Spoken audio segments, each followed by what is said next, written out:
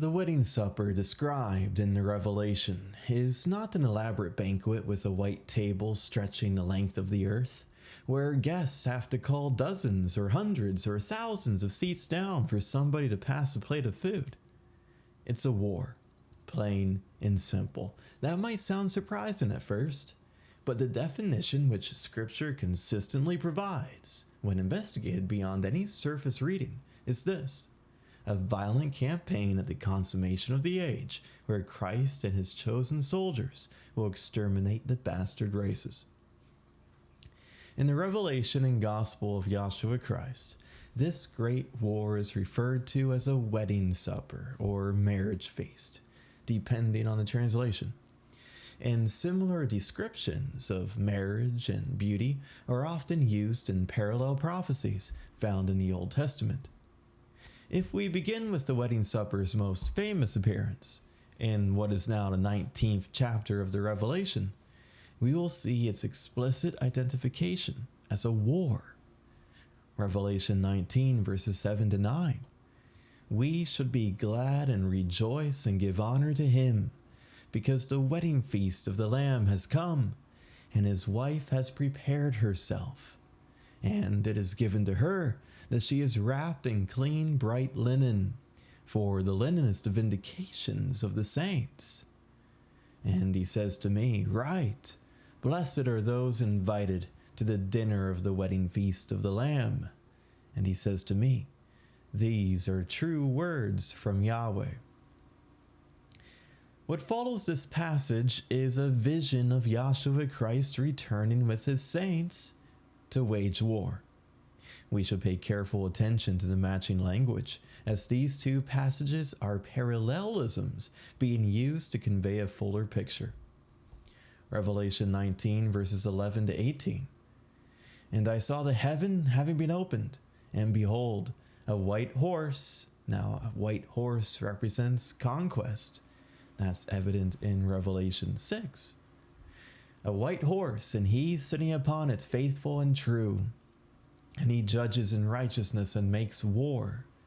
Now his eyes are as flames of fire, and upon his head are many diadems, having a name inscribed which no one knows except him. And he is cloaked with a garment dipped in blood, and his name is called the Word of Yahweh. And the armies in heaven follow him upon white horses, clothed with clean white linen. And a sharp sword comes out from of his mouth, in order that with it he may smite the nations, and he shall shepherd them with an iron staff, and he shall trample the vat of the wine of the wrath of the anger of Yahweh Almighty. And he has upon his garment and upon his thigh a name written, King of Kings and Sovereign of Sovereigns.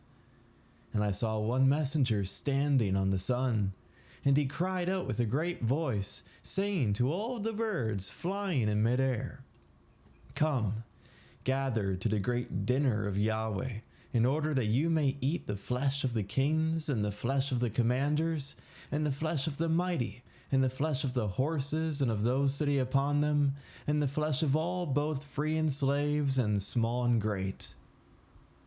Now, look at that. In the second passage, the nature of the wedding supper is defined with unmistakable language, where it is written that the birds are gathered for the great dinner.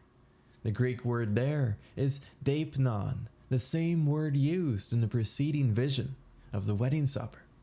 So, and these birds are gathered so that they may eat the flesh of kings and of commanders, soldiers, and more. A militant battle. These birds are satiating themselves on the corpses of those slain by Christ and his army. Revelation 19 verse 21. And the feasting of the fowls on these countless dead bodies is also explored in parallel prophecies, such as at Ezekiel 39 verses 17 to 20 and Matthew 24 verses 27 to 28. The Revelation therefore defines the dinner with plain and simple language as the aftermath of a great slaughter. As for the guests, those invited, notice how in the first passage, The wife, which is of course the woman of Israel, and thus also the saints, she is described as being wrapped in clean, bright linen, which is then described as the vindications of the saints. In the second vision, we see that the armies following the warrior Christ are also clothed in clean white linen. So, this establishes the two passages as parallelisms. Therefore, the armies in heaven, accompanying Christ in the second vision, these must be parallel to the woman of Israel in the first vision, whom, being of the sanctified loins of Isaac, is also described in that vision as the saints. This all accords with the epistle of Jude, where quoting from Enoch he writes, quote, "Behold, the prince has come with 10,000s of his saints," those wrapped in clean, bright linen, and to do what? To execute judgment against all, and to convict every soul for all of their impious deeds which they have committed impiously, and for all of the harsh things which the impious wrongdoers have spoken against him. If the revelation defines those invited to the wedding supper as coming with an explicit and clear purpose of warfare, they're even riding white horses just like him. And if it illustrates the result of that warfare as a great multitude of corpses, largely of military personnel, which the fowls are then required to feast upon, it is evident then from the revelation alone that the wedding supper of the Lamb is a great and climatic war. We should not stop here in our pursuit of a more complete understanding, trekking forward and looking at parallel prophecies of the remarriage of Israel. We see that the descriptions are always consistent, and this harmony is the fingerprint of God. For example, in the prophet Isaiah, we see that the remarriage of Israel is often connected with strength or vengeance. Now that's one unique wedding, but it makes sense in the Bible. Isaiah 52 verse 1, "Awake, awake, put on your strength, O Zion," the wife. "Put on your beautiful garments," wedding garments, "O Jerusalem, the holy city. For henceforth there shall no more come into thee the uncircumcised and the unclean." The call for Israel to awake there must represent the resurrection, when Christ brings the dead with him at his return. 1 Thessalonians 4, verse 14. And what follows this awakening is the putting on of wedding garments for the purpose of strength. Notice it says, "Put on your strength." Then it says, "Put on your beautiful garments." They're putting on the same thing. It's a Hebrew parallelism. Strength and beauty, strength and the remarriage are intertwined, interconnected. They represent the same thing. Therefore, this must represent the wedding supper war. And consequently, as we see here in Isaiah 52, the unclean races, on account of this war, are no longer able to enter into Israel. And the book of Joel explains why. Joel 3, verses 16 to 17. "Yahweh also shall roar out of Zion, and utter his voice from Jerusalem. And the heavens and the earth shall shake." That's the second coming. Hebrews 12, for example. Haggai 2. "But Yahweh will be the hope of his people, and the strength of the children of Israel." The strength, Isaiah 52. "So shall ye know that I am Yahweh your God, dwelling in Zion, my holy mountain. Then shall Jerusalem be holy, and there shall no strangers pass through her any more." Notice how it says, "Then shall Jerusalem be holy," on account of the strength of the battle. So, what are we seeing here? Through compounding these prophecies, it is evident that the strengthening of Israel for battle, Isaiah 52, Joel 3, is what brings these unclean races to extinction, and as a result, makes Jerusalem holy once more. The word holy means to be separated for the purposes of God, and specifically in this instance, it would infer to be racially separate. Yahshua Christ will only join himself to a holy wife, which is why in the Revelation, Jerusalem is only called holy after the wedding supper is completed. Cross-reference Revelation 19 and Revelation 20 to Revelation 21. Now, in fulfillment of the law of 2 or 3 witnesses, we will discuss another prophecy, again from the book of Isaiah. Isaiah 61 verses 2 to 3. To proclaim the acceptable year of Yahweh, and the day of vengeance of our God, to comfort all that mourn, to appoint unto them that mourn in Zion, to give unto them beauty for ashes, the oil of joy for mourning, the garment of praise for the spirit of heaviness, that they might be called trees of righteousness, the planting of Yahweh, that he might be glorified. Yahshua Christ, he read from this scroll when announcing his ministry in his fatherland of Nazareth, Luke 4, and he stopped short of the clause concerning that day of vengeance. This is because the day of vengeance is reserved for his second coming, Luke 18, 2 Thessalonians 1. His second coming when he comes as a warrior. And that day of vengeance, is described in the prophets as a time of great violence, of great bloodshed. Isaiah 63. Through the signal which Yahshua gives us in the Gospel of Luke, where he stopped short of reading this day of vengeance, through that signal we can understand that everything following the day of vengeance in this passage of Isaiah 61 is likewise reserved for the second coming. What we see described is beauty, marriage, the oil of joy, marriage, Psalm 45, Zephaniah 3, and also garments of praise, of course, wedding garments. And so it's evident once more that vengeance and beauty are intertwined. Furthermore, Isaiah 61 conveys that the vengeance and the beauty working hand in hand will result in Zion, the children of Israel, being called trees of righteousness. And since trees represent races and peoples, this is once again a reference to Jerusalem being holy after the extermination of the other races. That day of vengeance.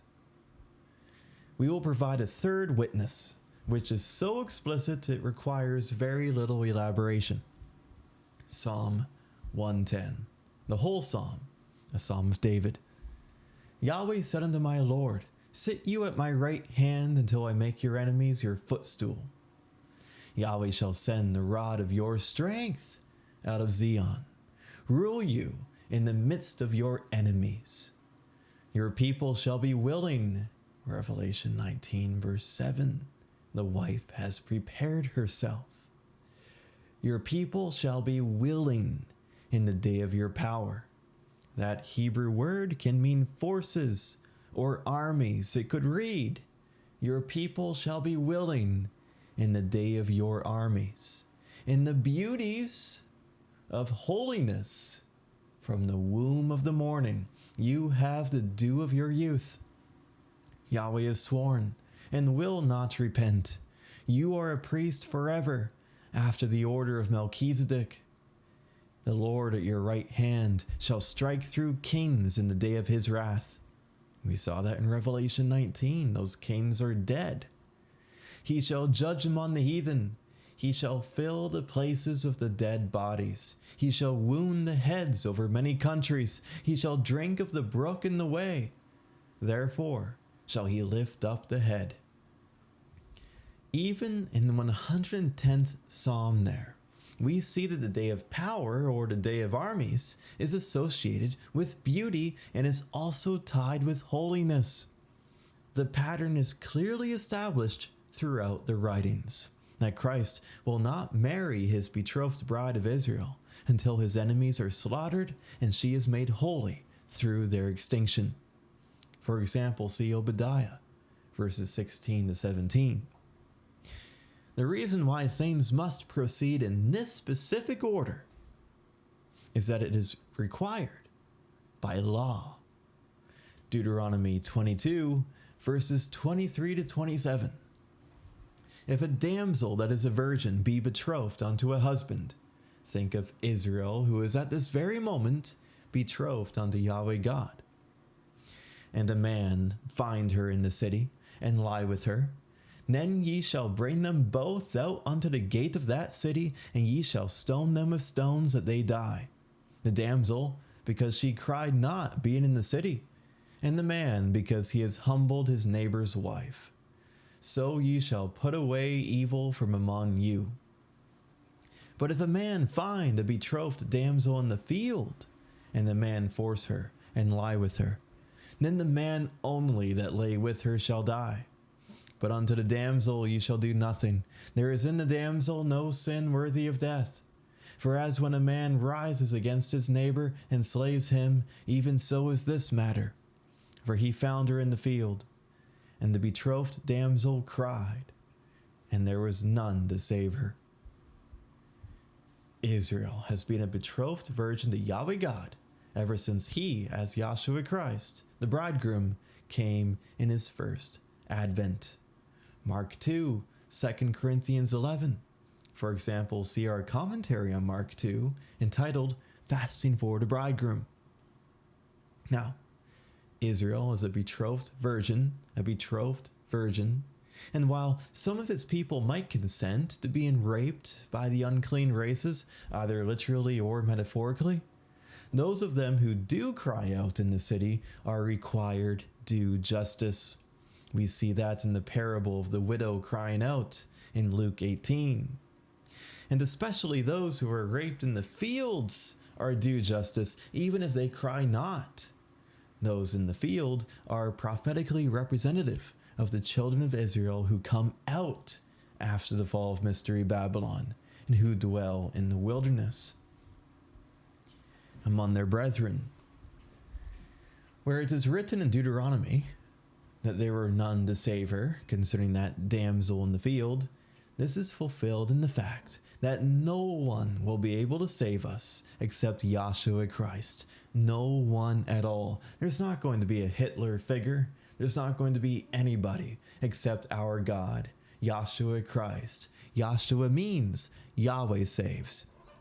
Therefore, when the warrior Christ comes with fiery jealousy to save his bride in that day of vengeance, he is recorded in Isaiah as saying that he has come to save his people with mightiness. He even mentions that no one else was able to help her. Isaiah 63 verse 1. Who is this that comes from Edom with dyed garments from Basra? This that is glorious in his apparel, traveling in the greatness of his strength. Now Yahweh responds, I that speak in righteousness, mighty to save. Going ahead a few verses, 4 to 6. For the day of vengeance is in my heart. That day of vengeance, remember, is tied to the remarriage. In Isaiah 61, it's in his heart here. Even that can be seen as beauty and vengeance once more intertwined. So he says, for the day of vengeance is in my heart, and the year of my redeemed is come. And I looked, and there was none to help, and I wondered that there was none to uphold. That's Deuteronomy 22 right there in a nutshell. No one is able to save the damsel in the field, but Christ will save her. Therefore my own arm brought salvation unto me. Yahweh saves. Yahweh is salvation. In my fury it upheld me, and I will tread down the people in my anger. You see a description of Christ doing that in Revelation 19 verse 15. And I will tread down the people in my anger and make them drunk in my fury, and I will bring down their strength to the earth. So we are seeing fulfillments of the law here. Furthermore, being released from the penalty of the law through the death of the husband on the cross. All of Israel has propitiation through Christ and will not receive the death penalty for her adultery. Paul of Tarsus illustrates that in Romans 7. The unclean races, though, not having the seed, not being of Israel, They do not have this luxury of propitiation, and they will be executed for their crimes, and also on account of their offensive origin. When it says that Christ comes to execute judgment, that is very foreboding for them. When Israel's bastard lovers are dead, and she is made holy once more, then she will be eligible for Christ to dwell among her as her peculiar husband. Therefore, the wedding supper lawfully precedes the marriage, but is not necessarily the marriage itself. So that's the first aspect of the name wedding supper. That's the wedding part. But what about supper? We have seen that the dinner aspect of the wedding supper is defined in the Revelation as the flesh of the corpses of Yahweh's enemies. And the direct parallel prophecy reveals a more significant meaning. That's in Ezekiel 39, verses 17 to 20. And you, son of man, thus saith the Lord Yahweh, speak unto every feathered fowl, and to every beast of the field, assemble yourselves. Come, gather yourselves on every side to my sacrifice. Assemble yourselves, and come. Gather yourselves on every side to my sacrifice, that I do sacrifice for you, even a great sacrifice upon the mountains of Israel. That ye may eat flesh and drink blood, ye shall eat the flesh of the mighty, and drink the blood of the princes of the earth. Revelation 19. Of rams, of lambs, of goat, and of goats, of bullocks, all of them fatlings of Bashan. And ye shall eat fat until ye be full, and drink blood till ye be drunken, of my sacrifice which I have sacrificed for you.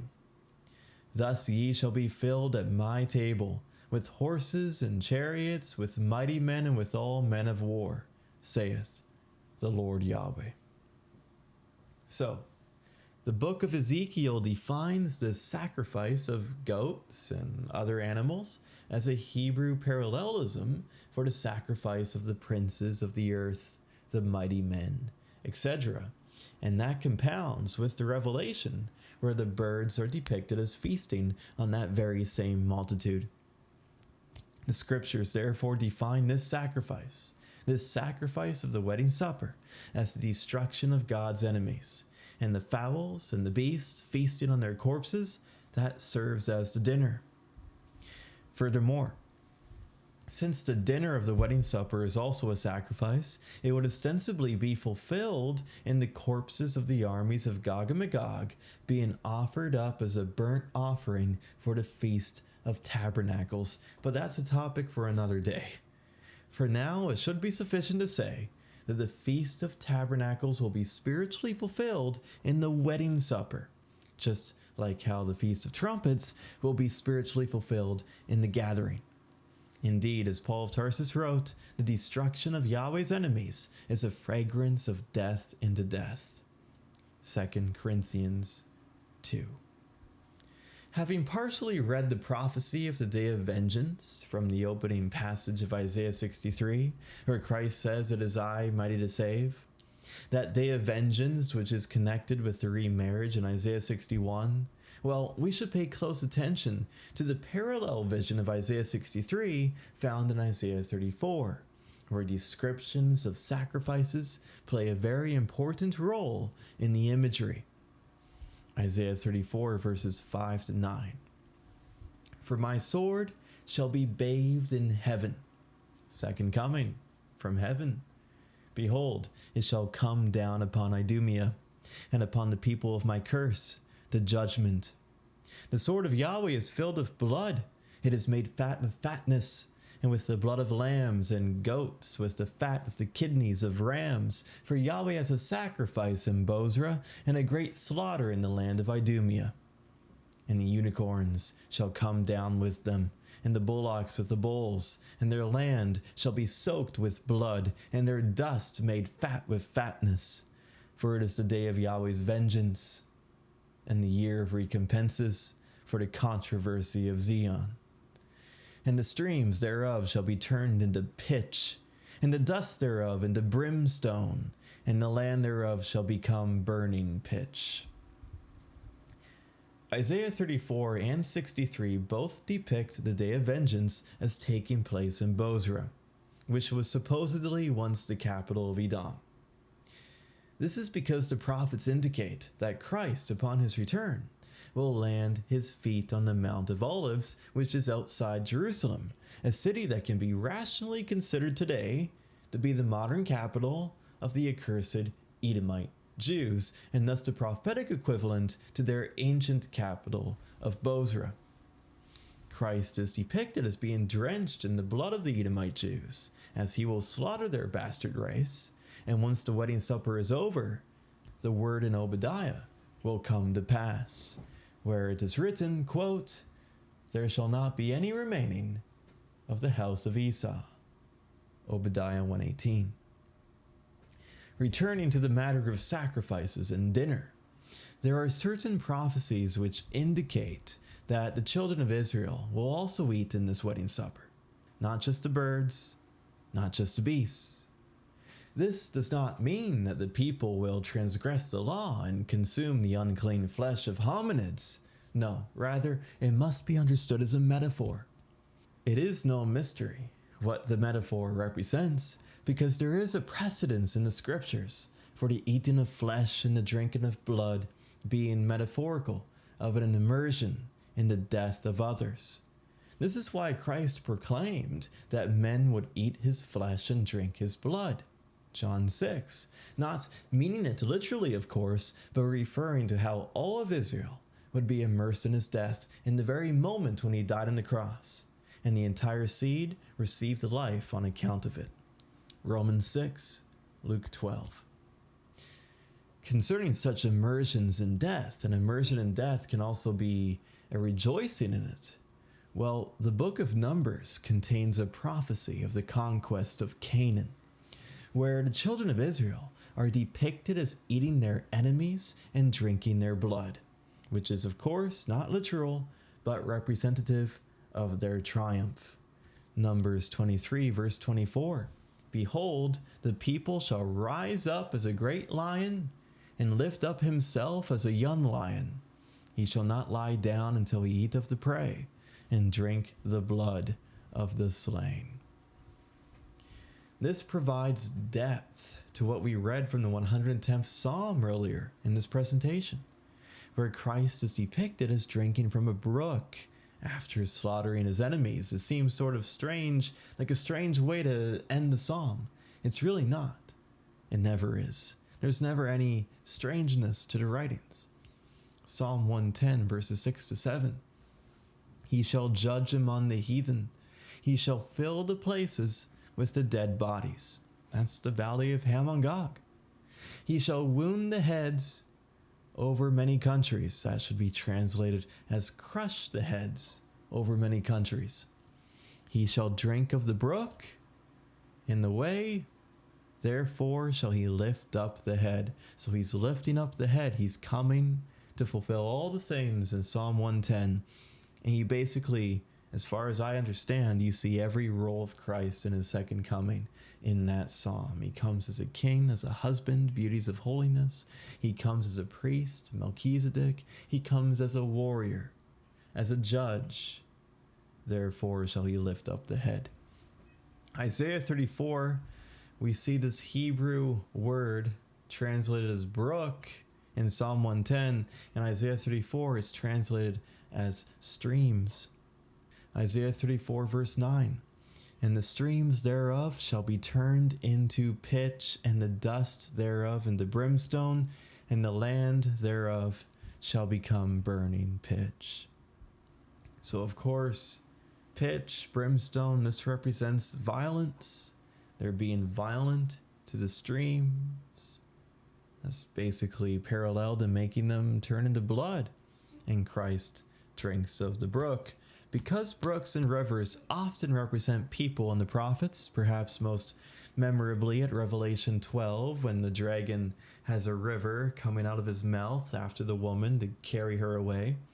Well, drinking from the brook must represent then Christ being immersed in the destruction of the enemy rivers, which he wages war against. Habakkuk 3 verse 8, Christ is depicted as threshing, fighting against rivers. Of course, he's not going to come and start stabbing his sword into random streams and rivers for no reason like a madman. These represent people. So, even those streams of Bozrah being turned into pitch and thus drinking from them is equivalent to drinking their blood in the same metaphorical fashion which has precedence in the book of Numbers, where it describes the conquest of Canaan. On that note, the conquest of Canaan was led by Joshua the son of Nun, and the wedding supper war will be led by the second Joshua, Yahshua. Yahshua is literally the same name, Joshua, Yahshua Christ, he whom the armies from heaven will follow into battle. There's a good reason why the book of Joshua, the sole book of the Bible to bear the name of Christ, is one which largely concerns war and conquest. Now lastly, in the prophet Ezekiel, Yahweh says to the fowls and to the beasts, "Thus ye shall be filled at my table, with horses and chariots, with mighty men, and with all men of war." This table is the same table which David wrote of in the Psalms, where he said, quote, "You prepare a table before me in the presence of my enemies." Those who fulfill their obedience like David will be invited to march with Christ and partake in that very same table of wine. Speaking of a table, and speaking of wine, we should discuss parables of the wedding supper. There is an account peculiar to the Gospel of John, where Yahshua and his students attend a wedding supper in Cana. This account serves as a parable for the wedding supper war at the end of the age, which is evident in the fact that Yahshua turned the water into wine. We have to remember that in prophecy, water often represents the enemy races. Revelation 17, Psalm 144. And wine, well, of course, often represents blood. Revelation 19, Isaiah 63. So, he turns the enemy races into blood, the wedding supper of the Lamb. The drinking of the wine at that wedding supper in Cana compounds with the immersion into death, which we have just illustrated, drinking the blood. And that wine being served from a table compounds with the table prepared in the presence of Yahweh's enemies, the table of Ezekiel 39, the table of that wedding supper. John 2, verses 7 to 10. Yahshua says to them, "Fill the urns with water," and they filled them to the top. Then he says to them, "Now draw and bring it to the table master." Ezekiel 39, Psalm 23. And they brought it. And as the table master tasted the water, it became wine, and he knew not from where it is, but the servants who had drawn the water knew. The table master calls the bridegroom and says to him, "All men set out the good wine first, and the inferior when they are drunk. You have kept the good wine until now." Interestingly, the Apostle John, he describes this wedding supper in Cana as taking place on the third day after Yahshua's immersion in the river Jordan. John 2 verse 1, counting either inclusively or exclusively. And there are several prophecies of Yahweh marrying his people on the third day. Not a coincidence. There are no coincidences in the Bible, nor in life. One example of Yahweh marrying his people on the third day was with the first marriage, when Yahweh married the children of Israel at Sinai on the third day, Exodus 19 verse 11. And his appearance on the mountain on that third day was with a trumpet, with lightning, and other such things which are often symbolic of the second coming, Exodus 19 verse 16. Then later, in the book of Joshua, we see that the children of Israel made preparations for the conquest of Canaan on the third day, Joshua 3 verse 2.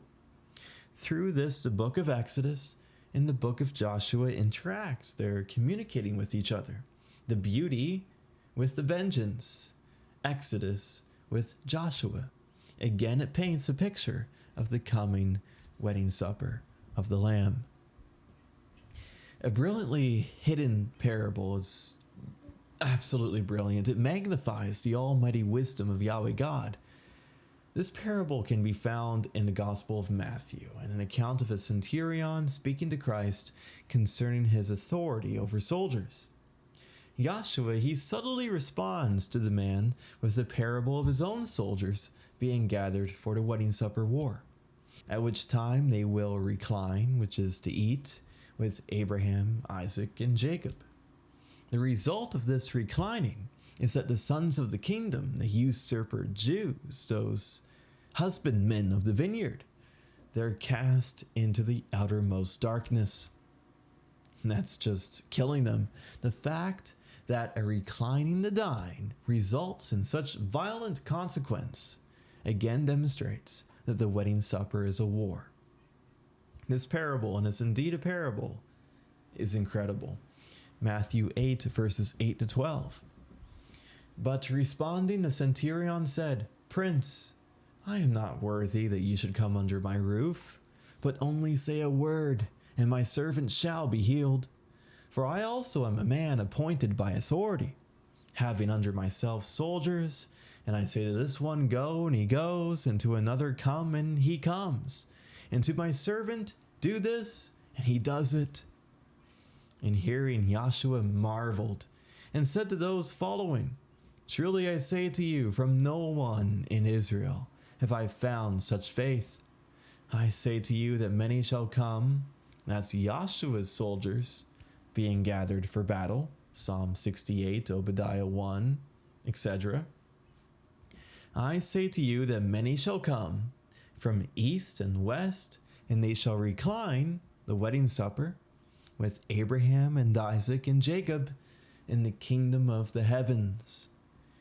But the sons of the kingdom," those Edomite husbandmen of the vineyard, "the sons of the kingdom shall be cast out into the outermost darkness, and there shall be weeping and gnashing of teeth." Joshua, our God, never speaks randomly. He's not a scatterbrain. The centurion mentions his soldiers. Hey, they go where I tell them to go. Joshua responds by giving a parable. My soldiers will go where I want them to go, and they will do what I want them to do. They will follow my orders. These are some parables which can be found in the New Testament, and there are several more throughout the Old Testament. One explicit example is when Ruth, an Israelite of Moab, likely a Reubenite or a Manassite, sought to be married to Boaz, a type for Christ, on the threshing floor.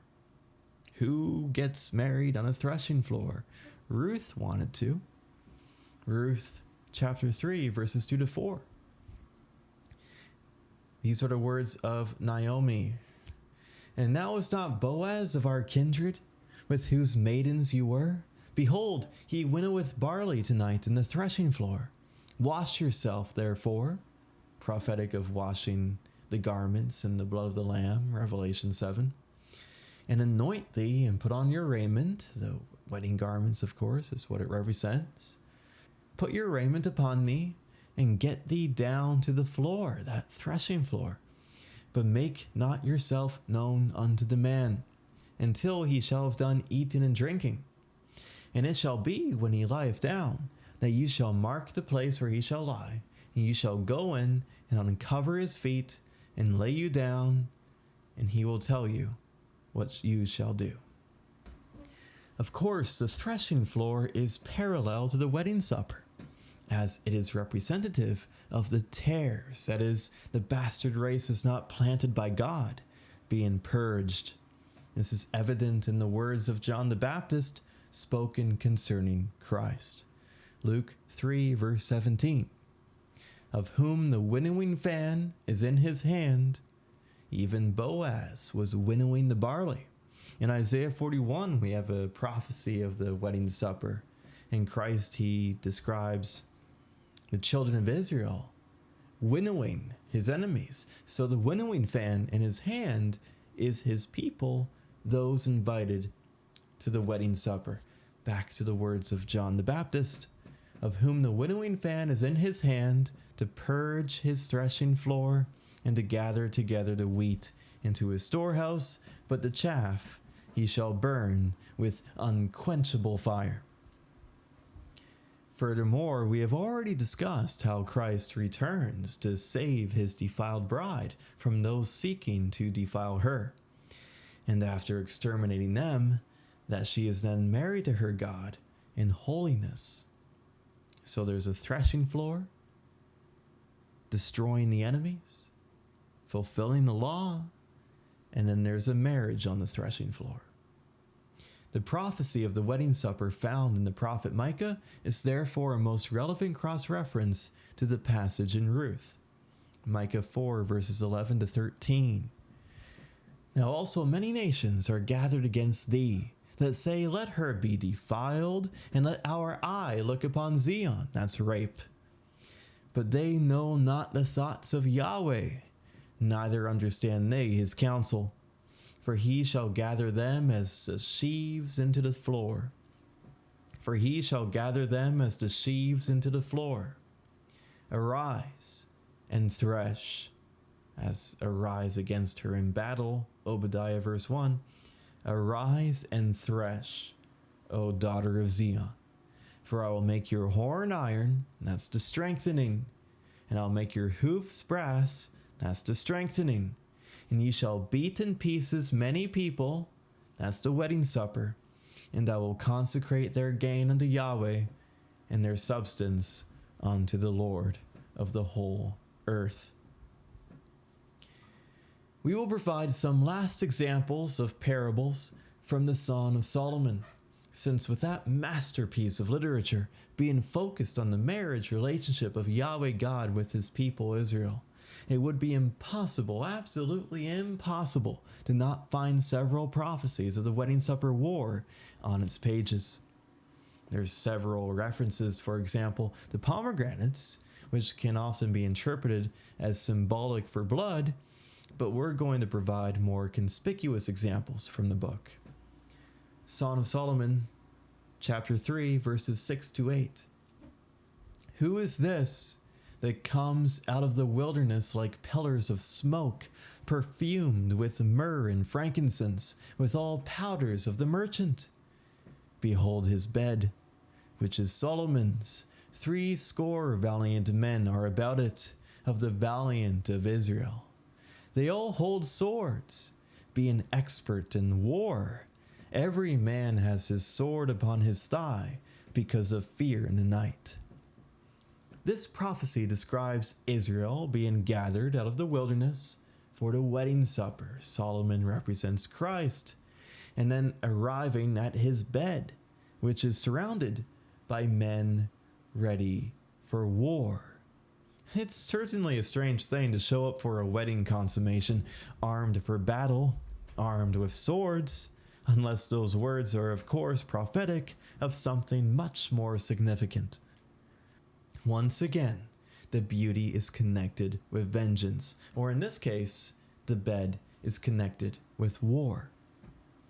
There's a parallel vision of this gathering out of the wilderness later on near the end of the book, Song of Solomon, chapter 8, verses 5 to 7. This is perhaps one of my personal favorite passages in the whole Bible. I think it's a masterpiece. The whole Bible's a masterpiece, but the symbolism here, the things being conveyed, it's wonderful. Quote, who is this that comes up from the wilderness, Israel, leaning upon her beloved, Christ? I raised you up under the apple tree. There your mother brought you forth. There she brought you forth that bare you. Set me as a seal upon your heart, as a seal upon your arm. For love is strong as death. Jealousy is cruel as the grave. The coals thereof are coals of fire, which has a most vehement flame. Many waters cannot quench love, neither can the floods drown it. If a man would give all the substance of his house for love, it would utterly be contemned. This is a wonderfully poetic prophecy. It is written in the passage that jealousy is as cruel as the grave, because even when the quote, many waters seek to defile Yahshua's bride, nothing will quote, quench his love for her. They're not going to quench the fire in Yahshua's heart. These unclean waters of Yahshua's enemies. No, he will certainly avenge the defilement.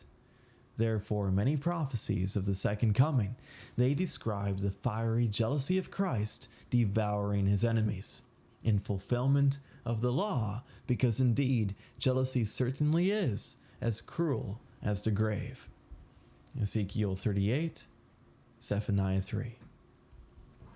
In fact, in regards to the wedding supper in Cana, going back there for a moment, the name of that settlement, Cana, is believed to be derived from the Hebrew word for reed, Strong's 7070. But this word is nearly identical to one for jealousy, which is kina, Strong's 7068. The word kina is the one used in the Song of Solomon and in the parallel prophecies of this fiery jealousy in Ezekiel and in Zephaniah. Yahweh our God, he is the author of language, he is the master poet, and he is also the author of circumstances. He arranged the lives of men so that the wedding supper would be in a town named Cana. He did so for a reason, because the master of all things does not do anything arbitrarily. On the note of language and wordplay, many of the Psalms, as they are translated in the Septuagint, open with a preface that they are for the end. And Herodotus, writing concerning Persian customs, explained that their word for fulfillment was used to describe a banquet feast given by the Persian king. Histories, Book 9, paragraph 110. Herodotus had translated the Persian word, this Persian word for fulfillment, using the Greek equivalent teleos, which is a derivative of telos, Strong's 5056. And this word telos is the word used in the Septuagint for those psalms, for the end. We would contest then that the Hebrew words translated as the end, telos, by the Septuagint scribes, who were themselves native Hebrew speakers, so they had a good grasp of what they were reading, we would contest that the Hebrew words translated as the end by those Septuagint scribes had a similar meaning to the Persian word described by Herodotus, and that David and other psalmists meant for these psalms to be sung before banquets or dinners. Banquets, dinners, the end, the fulfillment, these customs, these linguistic qualities, they weave together prophetic wordplay. Because many of these psalms for the end, these psalms which are ostensibly to be sung before a dinner, in their prophetic visions, they concern the end of the age, which we know to be consummated with a dinner that is the wedding supper of the Lamb.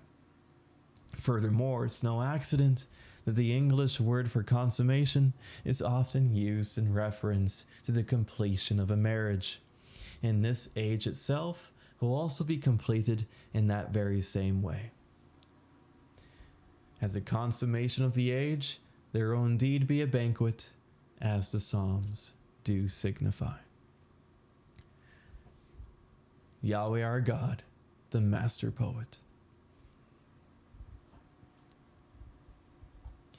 While the entire seed of Israel will be married to Yahweh God, it's evident that not every single Israelite will participate in the wedding supper which precedes this. To be invited is a reward, which is why it is proclaimed in the Revelation, "Blessed are those invited to the dinner of the wedding feast of the Lamb."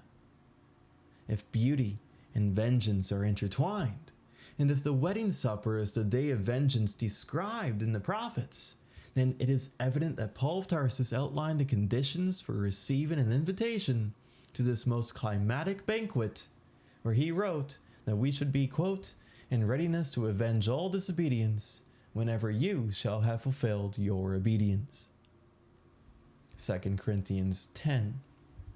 Of course, Paul must have learned this from somewhere, and the reward of avenging disobedience is evident throughout the prophets, among which the 58th Psalm is one notable example. Psalm 58, verses 10 to 11. The righteous shall rejoice when he sees the vengeance. He shall wash his feet in the blood of the wicked, so that a man shall say, verily there is a reward for the righteous. Verily he is a God that judges in the earth. Other examples include Psalm 18, Isaiah 26, Wisdom 5, and more. Therefore, as Psalm 58 and those other prophecies indicate, to partake in the vengeance of the wedding supper is a reward for the righteous, whom Paul naturally interpreted to be those who fulfill their obedience, which would of course be an obedience to the commandments of Yahweh God. This condition is even illustrated in the account of the wedding supper in Cana, which has shown itself to be quite thorough in its types, hasn't it? Where it's written, quote, and Joshua and his students had also been invited to the marriage feast. John 2, verse 2. Now, concerning what it exactly means to be a student, the Apostle John later records the words of Christ, where he said, quote, if you abide in my word, truly you are my students. John 8, verse 31. Therefore, the students of Christ are those who abide in his commandments, thus fulfilling their obedience, which allows them to be invited to the marriage feast. And so again, as it's written in John 2, and Joshua and his students had also been invited to the marriage feast.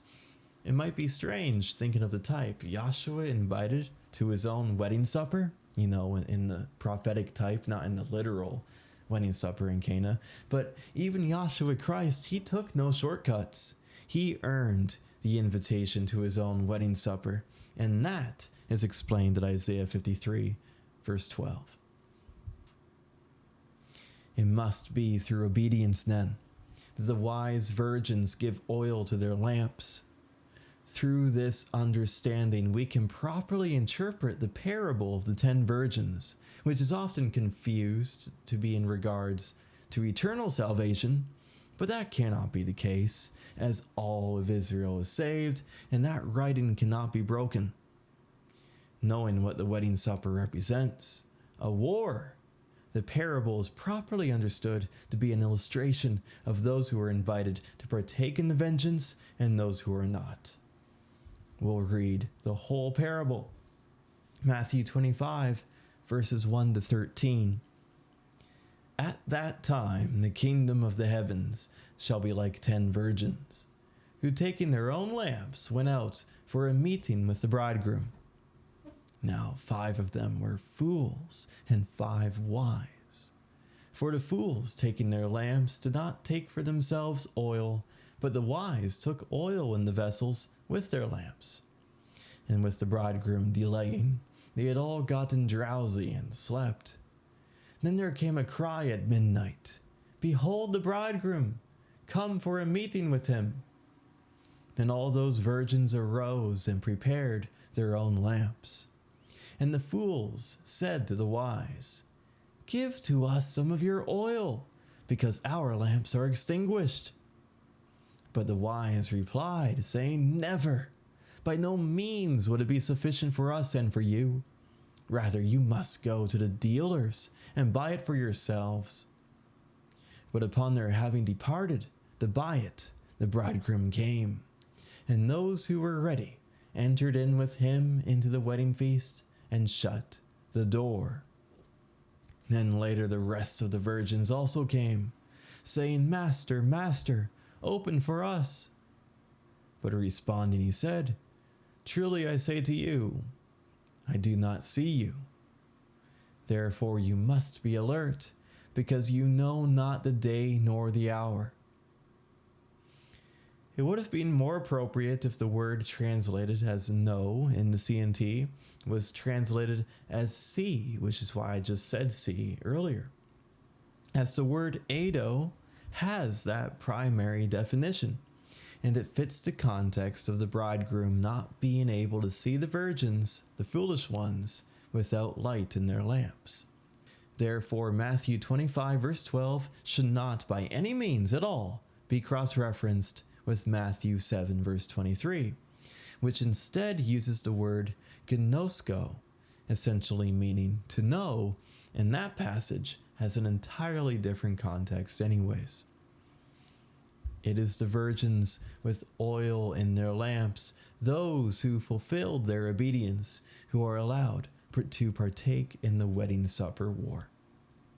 This same imagery is used in the 18th Psalm, not because Christ was influenced by that psalm when he spoke the parable, but because Christ is the Spirit who inspired David. Psalm 18, verses 28 to 34, from the English Standard Version. For it is you who light my lamp.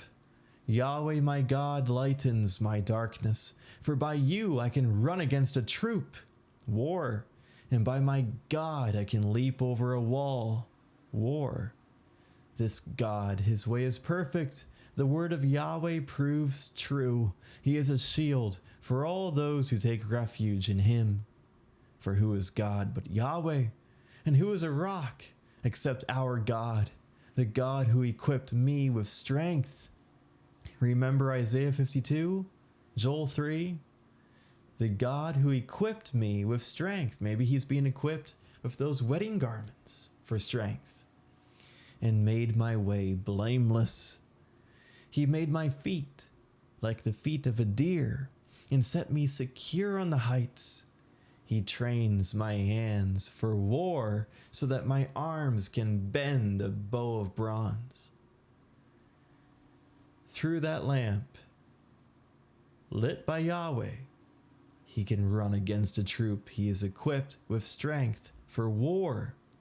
He has on his wedding garments for the wedding supper. We can conclude this topic concerning who is invited and who is not with a very good question, which is, what about women? Are they able to earn invitations to the wedding supper war? Because after all, it is written in the law, quote, "The woman shall not wear that which pertains unto a man." Deuteronomy 22 verse 5. The word translated in the King James there as man is Geber, Strong's 1397, which is primarily a strong man or a warrior. It is therefore sin for a woman to engage in warfare, and Yahweh of armies will by no means break this law of his. I am not aware of any scripture which provides a definitive answer to this question, but I can give a proposal.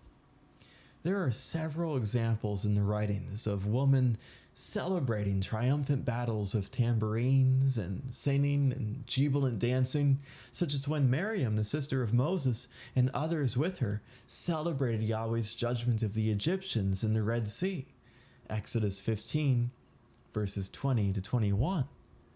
Or when women among the cities of Israel celebrated David's victory against Goliath and the Philistines, 1 Samuel 18, verses 6 to 7.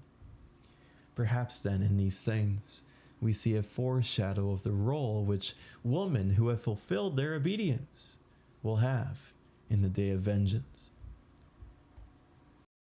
Not every prophecy of the wedding supper invokes descriptions of beauty or dinners and sacrifices, but any prophecy that entails a threshing at the end of the age, or which concerns Yahweh fighting alongside his people in a decisive and ultimate battle, or any other similar matter, we can know with certainty that such prophecies are parallel to the wedding supper war. We should make supplication that Yahweh provides us with the favor to abide in his word, so that we may have the honor to march alongside him in that glorious day. Those of us in Christian identity, which is the third Elijah ministry, we work tirelessly to bring our brethren to repentance, and that is our mission, Malachi 4. We are much like John the Baptist, the second Elijah ministry, who described himself as a friend of the bridegroom. Because just as John the Baptist readied the way for Christ to come and rebetroth Israel to himself, we now work to prepare our people for the consummation of that very rebetrothal. The accomplishment of our work, the promised accomplishment of our work, through the favor of Yahweh God, is prophesied of in the Revelation, where it is written, "The wedding feast of the Lamb has come, and his wife has prepared herself." May Yahweh bless us with the wisdom to bring the wife of Israel to her required fulfillment of obedience, through which she will have prepared herself for the avenging of disobedience. Praise Yahweh, the God of Israel, not the God of the accursed Edomite Jews, but the God of his wife. Praise him.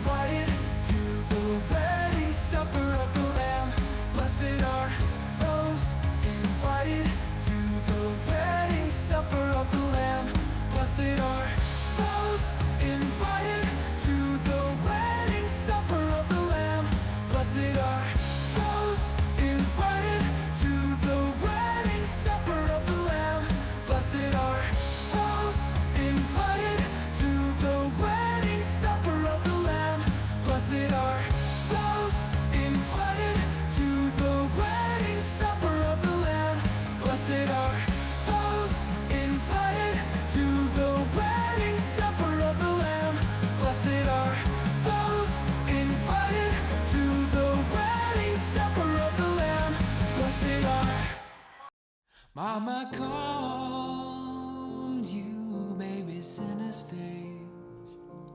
She could really run her mouth. Baton Rouge called you petit danger. When Birmingham had run you out. But doesn't anybody see how scared you are? There was a time I was running you down, but the world kept spinning round. Doesn't anybody see how scared you are? There was a time when you were running to me, but the lightning sped the tall trees.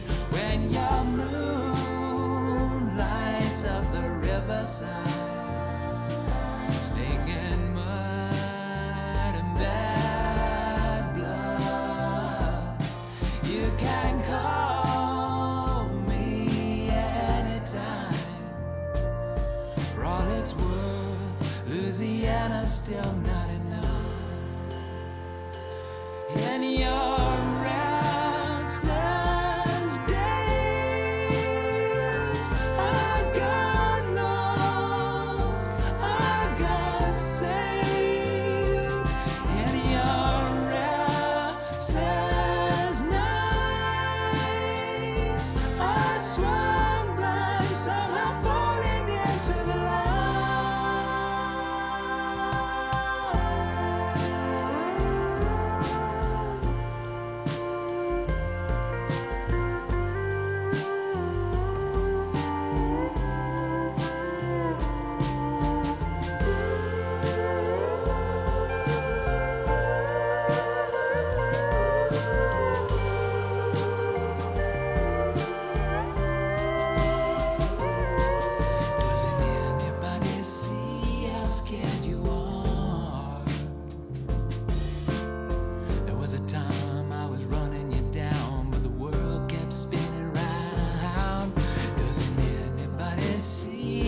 scared you are. There was a time when you were running to me, but the hurricane had mercy. In your restless days, all that wind, all those waves, in your restless night, we closed our eyes, killed each other, and came to life. In your restless days, I made my bed, I dug my grave.